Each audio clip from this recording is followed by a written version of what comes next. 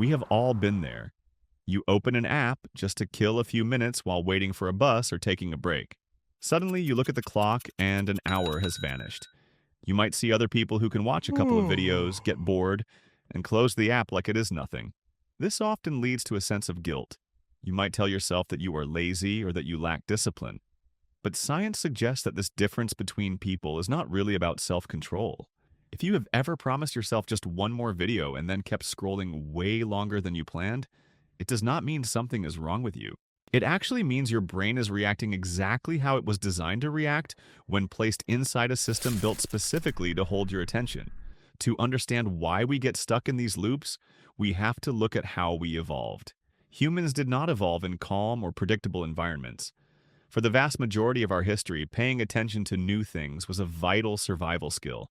A new sound in the brush, or a new movement on the horizon could signal a dangerous predator or a rare opportunity for food.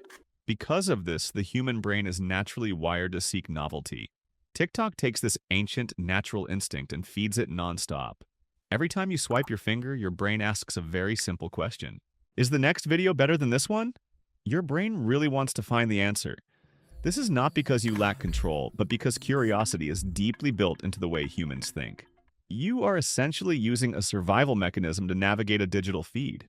What makes this specific app so difficult to stop, it is not necessarily the quality of the videos. It is the architectural design of the experience.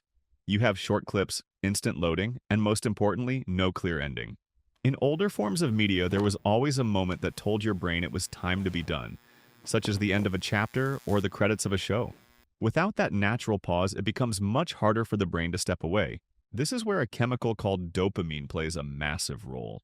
Many people call dopamine the pleasure chemical, but that is not quite accurate. Science shows us that dopamine is actually more about anticipation than the reward itself.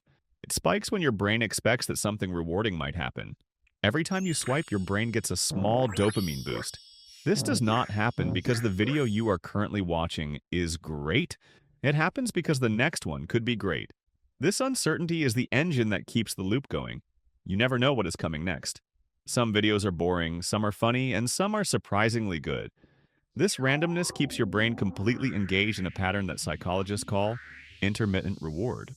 It is widely considered one of the most addictive patterns in existence. It is the exact same reason that slot machines are so difficult to walk away from.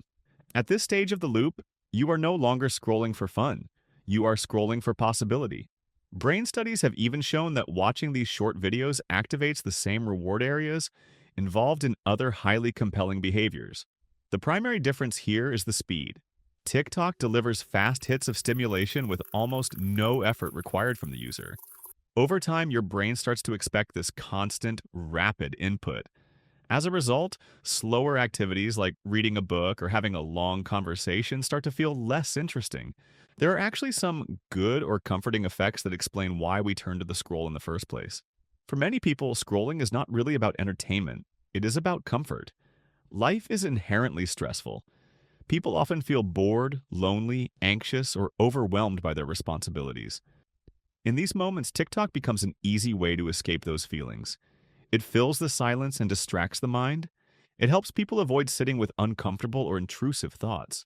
It offers stories without any personal responsibility.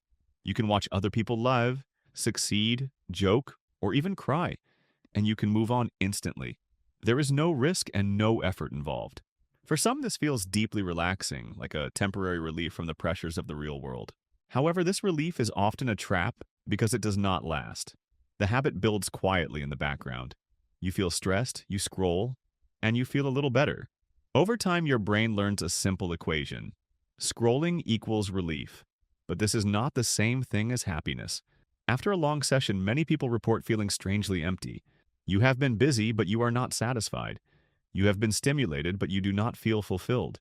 There are significant bad effects to this non-stop consumption. Endless scrolling breaks your attention into tiny pieces. Your mind starts jumping from topic to topic without any clear direction. While you are always occupied, you lose the feeling of being in control of your own time. This can slowly lead to a deep sense of frustration and the nagging feeling that you are falling behind in life. You are experiencing what psychologists call a shallow flow state. You are fully absorbed in an activity, but it requires no skill and leads to no personal growth. You are engaged, but you are not actually moving forward. This creates a quiet divide in how we spend our energy. People who find it easier to stop scrolling often look for meaning in different ways. They tend to prefer activities where effort leads to visible progress, such as learning, building, exercising, or connecting with others. These are things where personal participation actually matters. Scrolling, by contrast, encourages watching instead of doing. You are observing the lives of others without being part of the outcome. Research suggests that some people get hooked much more easily because of their specific brain chemistry. Differences in dopamine sensitivity, impulse control, and novelty seeking play a huge role. Some brains simply react more strongly to unpredictable rewards. So, while one person might see the app as mere background noise, another might find it a biological magnet that is almost impossible to put down. Again, this is about how the brain is wired, not a lack of willpower. Those who manage to step away from the constant stream of content often report feeling more present. They are more aware and more connected to their own thoughts. They even begin to view boredom differently. We often run away from boredom, but boredom is actually the place where creativity and insight begin. If you feel like you cannot stop, remember that you are not broken. You are responding to a system that was designed to keep you there for as long as possible. Understanding what you are actually chasing is the key to breaking the cycle. You are not addicted to an app. You are addicted to possibility. And the greatest possibilities usually exist outside of the screen. This is